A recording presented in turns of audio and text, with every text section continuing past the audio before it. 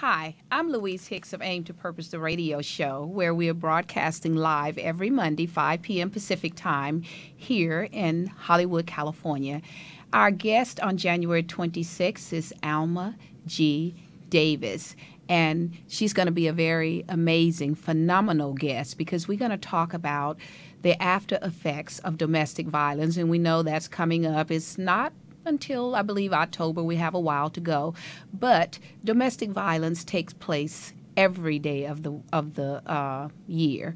And with that being said, we're looking forward to having her as our special guest on January 26th to talk about what she's doing to help the victims of domestic violence, particularly women and girls. So join us on January 26th, 5 p.m. for this dynamic guest who will be Skyping in from Atlanta, Georgia, Alma G. Davis, who is the founder and CEO of Davis Foundation.